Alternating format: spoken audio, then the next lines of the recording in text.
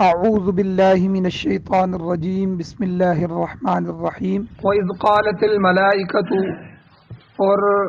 جب فرشتوں نے کہا یا مریم، اے مریم، ان اللہ اصطفاکی، بے شک اللہ تعالیٰ نے تجھ کو چن لیا ہے، منتخب کیا ہے، وطہرکی، اور اللہ نے آپ کو پاکیزہ بنایا ہے، واصطفاکی علی نساء العالمین، اور آپ کو بزرگی عطا فرمائی ہے سب جہان والی عورتوں پر، یا مریم اقنتی، اے مریم اپنے پروردگار کی اطاعت کرو، لربک، اپنے رب کی، واسجدی، اور سجدہ کرو، ورکعی مع الراکعین، اور رکوع کرنے والوں کے ساتھ رکوع کرو۔ اپنے نبی علیہ الصلوۃ والسلام کو مخاطب کر کے اللہ نے فرمایا ذالک من انباء الغیب، یہ غیب کی خبروں میں سے ہے، نوحیہ الیک، ہم اس کو آپ کی طرف وحی کرتے ہیں، وما کنت لدیہم، اور آپ ان کے پاس موجود نہیں تھے، اذ یلقون اقلامہم، جب کہ وہ اپنی قلموں کو ڈال رہے تھے، اس بات پر کہ ایہم یکفل مریم، کہ ان میں سے کون مریم کی کفالت کرے گا، وما کنت لدیہم، اور آپ ان کے پاس اس وقت بھی نہیں تھے، اذ یختصمون، جب کہ وہ آپس میں جھگڑ رہے تھے اس مسئلے میں۔ سورہ آل عمران کی آیت نمبر 42، 43 اور 44، یہ 3 آیتیں بیان ہوئی ہیں،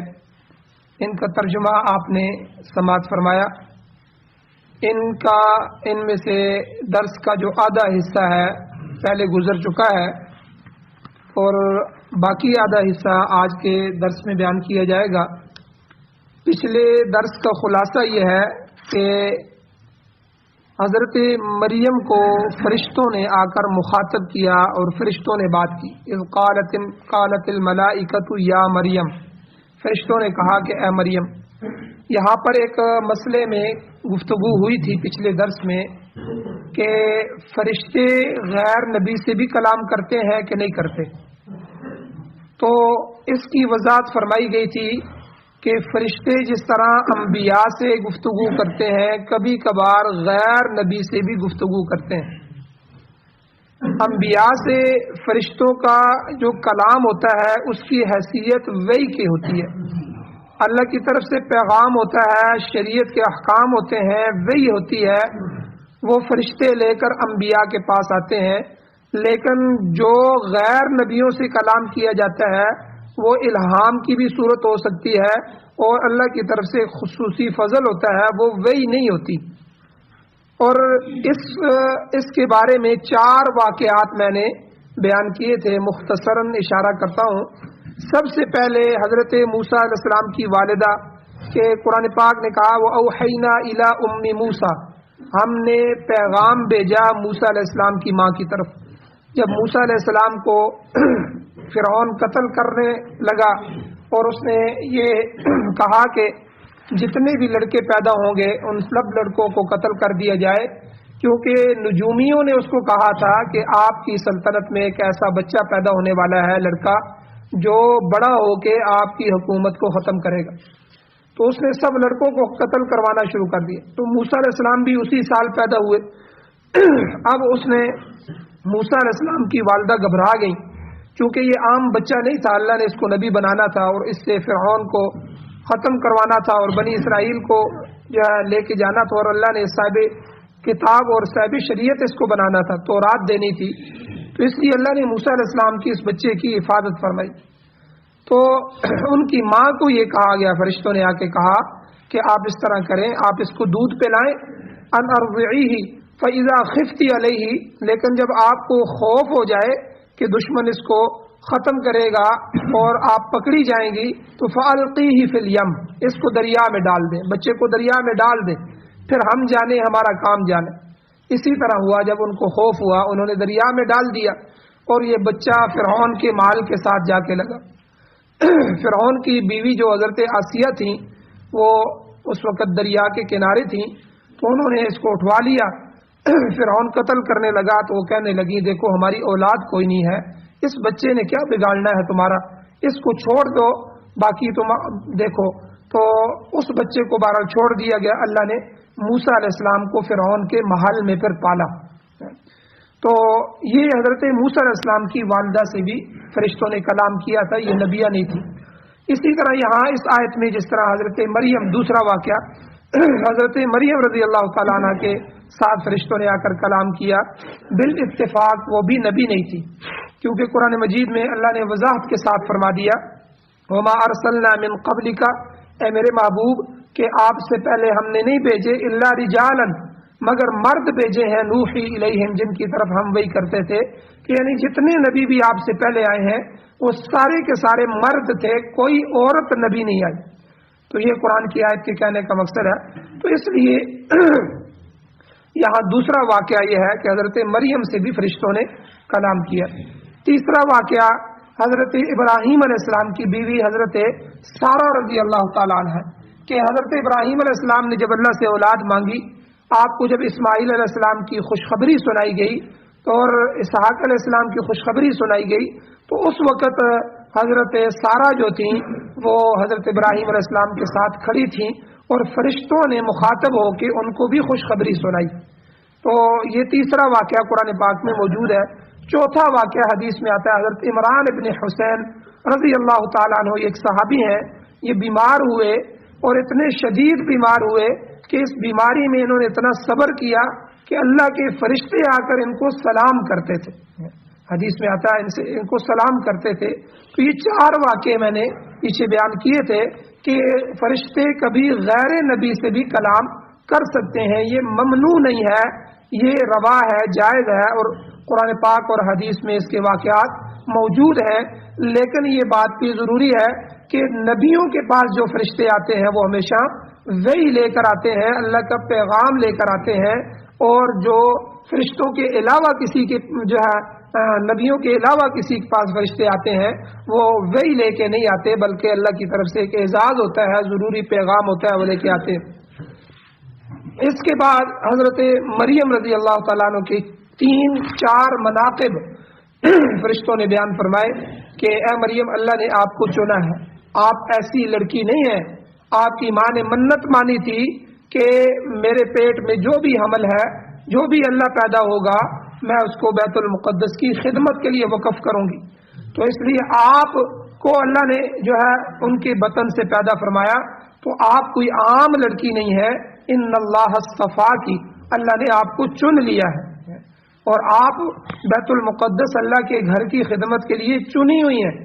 اور پھر آگے جا کر آپ سے ایک جلیل القدر پیغمبر پیدا ہونا ہے, حضرت عیسیٰ علیہ السلام کو پیدا کرنا ہے. اور پھر پیدا بھی کس طرح کرنا ہے, اللہ نے آپ کو پوری دنیا کے لیے ایک کرامت بنانا ہے.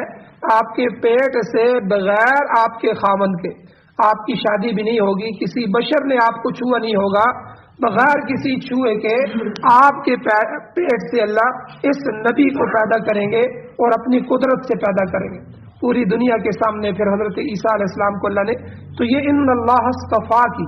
یہ ان کا وصف ہے, اللہ نے آپ کو چن لیا ہے. وطہر کی, اللہ نے آپ کو پاکیزہ بنایا, برے اعمال سے, برے اخلاق سے اللہ نے آپ کو بچایا, کفر اور شرک کی گندگیوں اور نجاست سے اللہ نے آپ کو محفوظ رکھا ہے, اور جو ہے ایمان اللہ نے آپ کو نصیب کیا ہے. اور حضرت زکریا علیہ السلام جو خود نبی ہیں, ان کی کفالت میں اللہ نے آپ کو دیا ہے, اور پھر ان کی کفالت میں دے کر بے موسم پھل اللہ نے آپ پر اتارے ہیں. تو یہ سب آپ کی پاکیزگی کی نشانیاں ہیں. اور پھر وصطفا کی علی نساء العالمین, تمام جہان کی جتنی بھی عورتیں ہیں ان میں سے آپ چنیدہ ہیں, آپ جیسی کوئی عورت نہیں ہے, آپ کو اللہ نے سب جہان کی عورتوں پر فضیلت دی ہے. اس لیے یہ بھی حضرت مریم کے مناقب. اب یہ فضائل بیان کرنے کے بعد, بشارتیں سنانے کے بعد, فرشتوں نے حضرت مریم کو بعض نصیحتیں فرمائی. ان میں سے پہلی نصیحت کیا ہے, قرآن ذکر کرتا ہے, یا مریم, اے مریم, اقنتی لربک, اپنے رب کی عبادت کرو. اقنتی, قنوت, یہ قرآن پاک میں قنوت کا لفظ جہاں بھی ذکر ہے اس سے مراد اطاعت اور فرمانبرداری ہے. اللہ کی اطاعت کرو, اللہ کی فرمانبرداری کرو, اللہ کی نافرمانی نہ کرو. قرآن پاک میں آتا ہے اللہ تعالیٰ نے اپنے پیارے بندوں کی صفات ذکر فرمائی ہے، کرتے کرتے اللہ نے کہا الصادقین والصادقین، اس طرح آگے فرمایا والقانتین والقانتات، یعنی اللہ کی اطاعت کرنے والے مرد اور اللہ کی اطاعت کرنے والی عورتیں۔ اسی طرح دوسری جگہ اللہ نے فرمایا وقوموا للہ قانتین، یہ بھی قنوت سے ہے کہ تم قانتین کے ساتھ، اطاعت کے جذبے کے ساتھ کھڑے ہونے والے لوگ جو ہیں ان کی طرح تم بھی کھڑے ہو جاؤ، وقوموا للہ، کھڑے ہو جاؤ اللہ کے لیے، قانتین، اطاعت کے جذبے کے ساتھ، یعنی یہ جذبہ اپنے اندر پیدا کرو، اے اللہ ہر حال میں ہر موقع پر آپ کی اطاعت کریں گے، آپ کی مخالفت نہیں کریں گے، آپ کے نبی کی مخالفت نہیں کریں گے، اس کو کہتے ہیں قانتین، ہر موقع پہ اللہ کی بات کو آگے رکھنے والے، اللہ کے نبی کے طریقے کو فالو کرنے والے، آگے رکھنے والے۔ تو یہاں اللہ نے فرمایا وقوموا للہ قانتین،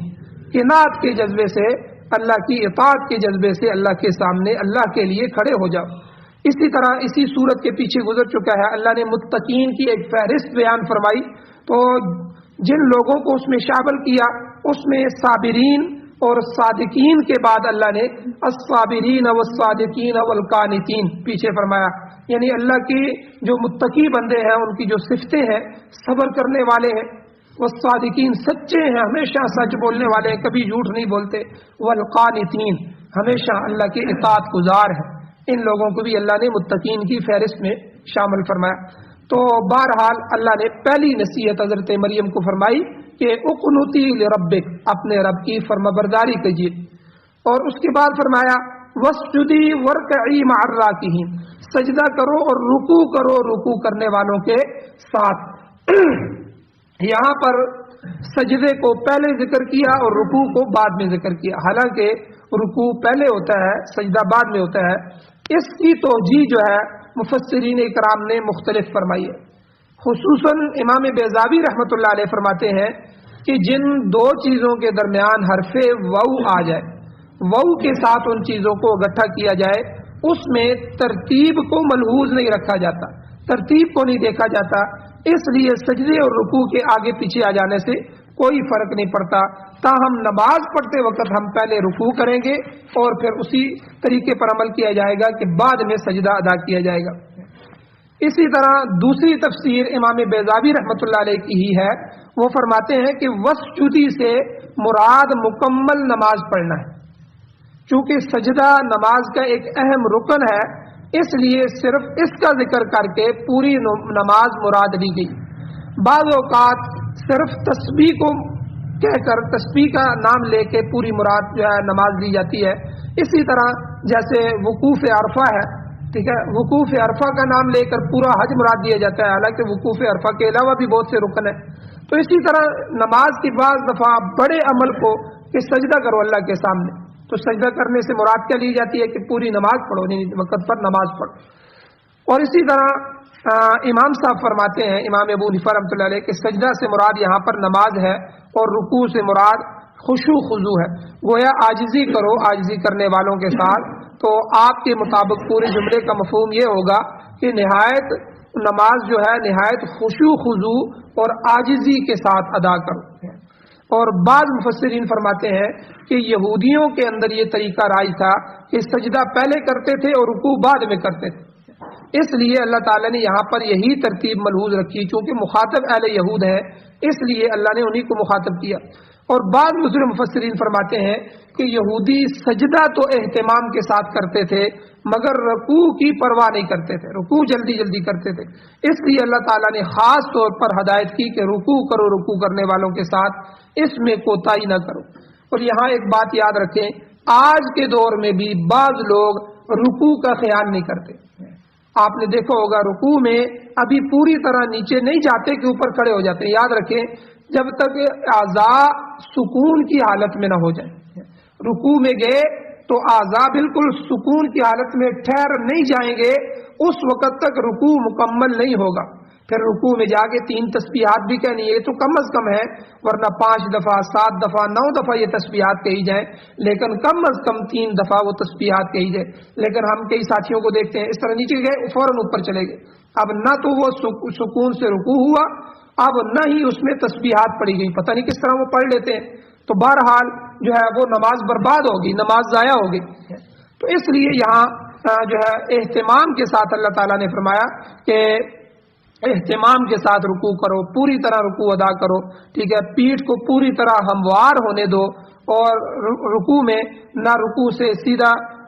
کھڑے ہوتے ہیں بلکہ جلدی سجدے میں چلے جاتے ہیں۔ اب رکوع بھی صحیح نہیں کیا، رکوع کے بعد جب کھڑے ہوتے ہیں پھر بھی پوری طرح کھڑے نہیں ہوتے، یہ جو قوما ہوتا ہے یہ قوما بھی واجب ہے، رکوع فرض ہے، فرض بھی ادا نہیں کیا، اور جو قوما واجب ہے واجب بھی ادا نہیں کیا، اس طرح ہوئے اور اس طرح نیچے چلے گئے۔ اب نہ رکوع ادا ہوا نہ قوما ادا ہوا، تو یہ کتنی بڑی کوتاہی ہے نماز کی حالت میں۔ اس لیے بعض مفسرین فرماتے ہیں کہ یہودی سجدہ تو لمبا کرتے تھے، اہتمام سے کرتے تھے، لیکن رکوع کی پرواہ نہیں کرتے تھے، اس لیے اللہ تعالیٰ نے یہاں رکوع کو پہلے ذکر فرمایا۔ اور بعض حضرات فرماتے ہیں کہ اس سے مراد نماز باجماعت ہے، کہ یعنی نماز باجماعت ادا کرو، نماز میں سجدہ اعلی درجے کی تعظیم ہے، اور رکوع جو ہے سجدے سے ادنا درجے کی تعظیم ہے، سجدے کا مرتبہ زیادہ بلند ہے۔ حضور علیہ السلام کا ارشاد ہے، حدیث میں حضور نے فرمایا اقرب ما یکون العبد من ربہ وہو ساجد، بندہ سجدے کی حالت میں اپنے رب سے قریب تر ہوتا ہے، سب سے قریب جو ہے حالت جب رب کے قریب ہونے کی ہے وہ سجدے کی حالت میں ہوتا ہے، اس لیے سجدے کی فضیلت کے پیش نظر اس کا ذکر پہلے کیا گیا ہے۔ حضرت مریم کا تذکرہ یہاں تک مکمل ہو گیا، اس کے بعد اب حضور علیہ الصلوۃ والسلام کو مخاطب فرمایا گیا، حضور علیہ السلام کی نبوت کی صداقت کو یہاں بیان فرمایا گیا۔ تو اس کے بعد اگلے درس میں حضرت عیسیٰ علیہ السلام کی ولادت کی خوشخبری کا بھی بیان ہوگا، تاہم درمیان میں یہاں حضور علیہ السلام کا تذکرہ ہے۔ اس کی وجہ کیا ہے؟ اس کی وجہ یہ ہے کہ وہ لوگ آپ صلی اللہ علیہ وسلم کی نبوت سے متعلق بعض شکوک اور شبہات میں مبتلا تھے، جن کو دور کرنے کے لیے اللہ تعالیٰ نے یہ آیت نازل فرمائی۔ حضور کو فرمایا ذالک من انباء الغیب، ذالک اے میرے نبی یہ جو واقعہ بیان ہو رہا ہے حضرت مریم کا اور ان کے بیٹے حضرت عیسیٰ علیہ السلام کا، یہ انباء الغیب، یہ غیب کی خبریں ہیں، یہ غیب کی خبروں میں سے نوحیہ الیک، ہم اس کو آپ کی طرف وحی کرتے ہیں، وحی کے ذریعے یہ ہم آپ کو بتاتے ہیں۔ آپ کو اس واقعے کا نہ علم تھا اس سے پہلے، نہ آپ جانتے تھے، نہ آپ غیب دان ہیں، غیب کی خبریں رکھنے والے ہیں، کیونکہ علم غیب خاصہ خدا بندی ہے، صرف اللہ کے سوا کسی کو غیب کا پتہ نہیں، اور اس کے علاوہ کوئی غیب نہیں جانتا۔ عالم الغیب والشہادہ، اللہ ہی غیب جاننے والا۔ تو حضور کو کہا گیا کہ جب مریم رضی اللہ تعالیٰ عنہ کا یہ واقعہ پیش آیا تو آپ جو ہے وہاں موجود نہیں تھے، فرمایا وما کنت لدیہم، آپ ان کے پاس نہیں تھے جو اس واقعے کو آپ ذاتی طور پر جانتے ہو، اور یہ اس وقت کی بات ہے، اللہ کہتے ہیں اذ یلقون اقلامہم، جب یہ لوگ اپنی کلمے ڈال رہے تھے، اس بات پر قرآن اندازی کر رہے تھے کہ ایہم یکفل مریم، کہ حضرت مریم کی کفالت کون کرے گا، چونکہ حضرت مریم کی ماں انہوں نے جو ہے وہ منت مانی تھی، اب بچی پیدا ہو گئی، بچی بیت المقدس میں آ گئی، لے آئی گئی، تو اب وہاں جو بڑے بڑے بزرگ حضرات تھے ان کا آپس میں جھگڑا ہوا، ہر ایک کہہ رہا تھا یہ بچی میرے حوالے کی جائے، میں اس کی کفالت کروں گا، یہ عام بچی نہیں ہے، اس کی سعادت مجھے مل جائے۔ دوسرا کہنے لگا مجھے مل جائے، حضرت زکریا علیہ السلام بھی شامل تھے، انہوں نے کہا کہ نہیں میں اس بچی کی پرورش کروں گا۔ تو فیصلہ یہ ہوا کہ کلمے ڈالیں، آپ قرآن اندازی کریں، ہم قرآن ڈالتے ہیں تو قرآن ڈالے گا جو آدمی قرآن ڈالے گا، جس کے نام کا قرآن نکلے گا تو جو ہے وہ اس بچی کو لے لے گا، اس کی کفالت کرے گا۔ اب وہاں جو نہر تھی اس نہر میں انہوں نے اپنی کلمے ڈالی۔ یہ کلمے کون سی تھی؟ تفسیر میں آتا ہے حضور نے فرمایا یہ وہ کلمے تھی جن سے یہ حضرات تورات لکھا کرتے تھے، مبارک کلمے۔ تو اب یہ کلمے جو ہیں انہوں نے اس دریا میں ڈالی، اور حضرت زکریا علیہ السلام نے بھی اس قرآن میں حصہ لیا تو انہوں نے بھی اپنی قلم ڈالی۔ اب کلمے جو ڈالی گئی یہ پانی کے بہاؤ کی طرف ڈالی گئی، جس طرف پانی قلموں کو لے کے چل رہا، جس کی قلم کو پانی الٹا لے کے آئے گا وہی حضرت مریم کی کفالت کرے گا۔ اب سب کی کلمیں پانی لے کے جا رہا ہے، حضرت زکریا علیہ السلام کی قلم کو پانی نے پیچھے موڑ لیا، وہ واپس آ گیا، حالانکہ یہ ممکن نہیں تھا، لیکن اللہ کی طرف سے ایک حکم تھا، اس پر عمل کیا گیا، وہ قرآن ڈالا گیا، تو وہ قرآن حضرت زکریا علیہ السلام کے نام نکلا۔ تو حضرت زکریا علیہ السلام کے حوالے یہ بچی کر دی گئی، حضرت مریم، انہوں نے اس کی پوری نگہداشت کی اور اس کو مکمل طور پر پالا اور اس کی جو ہے کفالت کا ذمہ دار بنے۔ اب ایک مسئلہ ہے کہ ہماری شریعت میں قرآن اندازی کی کیا حیثیت ہے، کیا قرآن اندازی جائز ہے کہ ناجائز ہے؟ یاد رکھیں ہماری شریعت میں قرآن اندازی جائز ہے، لیکن ایسے حقوق کے سلسلے میں جو دو فریقوں کی رائے کے سپرد ہوں۔ اگر شریعت نے خود حقوق متعین کر دیے پھر اس میں قرآن اندازی درست نہیں ہے، وہ تو شریعت نے مقرر کر دیے۔ مثلا کوئی جائیداد ہے، بعض آدمی ہے ان کا والد فوت ہو گیا، تو اب ان کے درمیان جائیداد میں جھگڑا ہو گیا، تو وہ اس بات پر قرآن اندازی نہیں کر سکتے کہ جس آدمی کے نام قرآن نکلے گا وہ ساری جائیداد لے گا، یہ جائز نہیں ہے، یہ تو جوئے کی شکل بن جائے گی، اس میں سود کی بھی بو آتی ہے، سود کی شکل بھی بن جائے گی، ٹھیک ہے۔ وہ تو شریعت نے مقرر کر دی ہے، اس کے اتنے حصے ہیں، اس بھائیوں کے اتنے حصے ہیں، بہنوں کے اتنے حصے ہیں، بیوہ کے اتنے حصے ہیں، وہ تو شریعت نے مقرر کر دی ہیں، اس میں جو ہے قرآن اندازی کی جو ہے اجازت نہیں ہے۔ ہاں ایک دوسرے کی حق تلفی ہوتی ہے، تو ایسے معاملات میں قرآن اندازی کی اجازت ہے، وہ بھی اس طور پر کہ جائیداد برابر برابر تقسیم کی جائے۔ اس کے بعد یہ جھگڑا ہو گیا کہ ایک آدمی کہتا ہے ٹھیک ہے شریعت نے جو حصے مقرر کیے ہیں وہی حصہ میں لوں گا، لیکن میں لوں گا یہ شمال والا، دوسرا کہتا ہے نہیں شمال والا میں لوں گا، جنوب والا تمہیں دوں گا۔ اب جائیداد کی ان جو ہے حصوں کے اندر اگر کوئی آپس میں جھگڑا پیدا ہو گیا، اس میں قرعہ ڈال سکتے ہیں کہ چلو یار قرعہ ڈالتے ہیں، اللہ نے جس کو دے دی، جس کے ہاں یہ شمال والا حصہ نکل آیا وہ لے لے گا، یہ جائز ہے۔ لیکن جو حقوق شریعت نے مقرر کر دیے ہیں ان حقوق کے اندر جو ہے وہ جائز نہیں ہے۔ قرآن اندازی کی بعض مثالیں حضور علیہ السلام کے زمانے میں بھی ملتی ہیں۔ ایک مثال ہے، خیبر جب فتح ہوا، فتح خیبر کے بعد یہودیوں سے یہ بات طے ہو گئی کہ چلو ہم تمہیں یہاں سے نہیں نکالتے، یہ جتنی بھی زمین ہے باغات ہیں یہ تم سنبھالو، ان کا جو بھی پھل آئے گا آدھا پھل تم مدینہ بھیجو گے حضور کو، آدھا پھل اپنی فصل کا، آدھا اناج تم ہمیں بھیجو گے۔ اب حضرت عبداللہ ابن رواحہ رضی اللہ تعالیٰ عنہ کو حضور علیہ السلام نے مقرر کیا، جو عبداللہ ان سے فصل کا آدھا حصہ لے کے آؤ۔ جب یہ وہاں پہنچے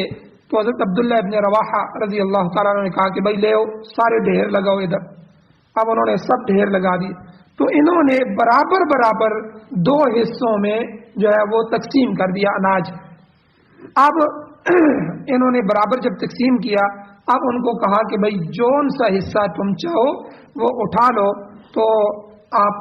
آپ کو اختیار ہے، ان کو اختیار دے دیا، انہوں نے اپنی مرضی سے جو حصہ اٹھا لیا وہ لے لیا، باقی وہ مدینہ لے آئے۔ اسی طرح حضور علیہ السلام کا اپنا عمل بھی، جب حضور سفر پہ جاتے تھے، جہاد کا سفر ہو یا ویسے سفر ہو، تو حضور علیہ الصلوۃ والسلام اپنی ازواج مطہرات میں سے کسی ایک زوجہ کو ضرور ساتھ لے کے جاتے تھے،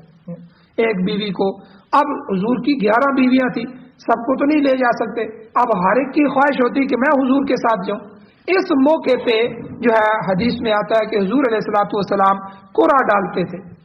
بھائی چلو قرعہ ڈالتے ہیں، جس بیوی کا نام کا قرعہ نکل آیا تو اس کو حضور علیہ السلام کی رفاقت نصیب ہو جاتی، وہ حضور علیہ السلام کے ساتھ جاتی۔ تو یہ قرعہ جو تھا، ورنہ حضور کو اختیار تھا، اللہ نے فرمایا آپ جس کو چاہے لے کے جائیں، آپ کے اوپر کوئی گناہ نہیں ہوگا،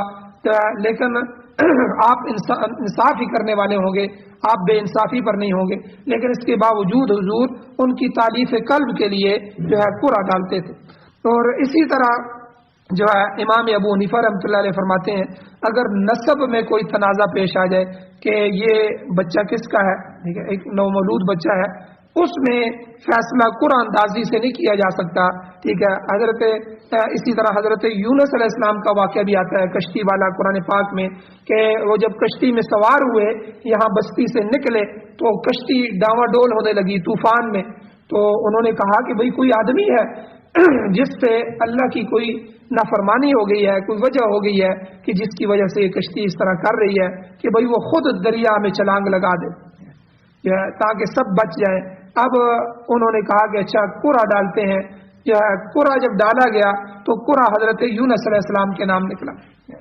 اب یونس علیہ السلام کو اللہ کی طرف سے حکم ہوا، انہوں نے چھلانگ لگائی، پھر وہ 40 دن مچھلی کے پیٹ میں رہے۔ تو لمبا واقعہ اپنے جگہ پر اس کو بیان کیا جائے گا۔ تو یہاں بھی کشتی والوں نے قرا ڈالا، تو اس لیے قرا اندازی جو ہے یہ جائز ہے، اس میں ہماری شریعت میں منع نہیں ہے۔ تو بہرحال یہاں اللہ نے فرمایا وما كنت لديهم، اے میرے پاک پیغمبر آپ اس وقت موجود نہیں تھے، اذ يختصمون، جب وہ جھگڑا کر رہے تھے۔ ہر ایک شخص مریم رضی اللہ تعالیٰ عنہ کی کفالت اپنے ذمہ لینا چاہتا تھا۔ جب جھگڑا بڑھنے لگا تو فیصلہ قرآن اندازی کے ذریعے ہوا، جیسے کہ میں نے پیچھے بتایا،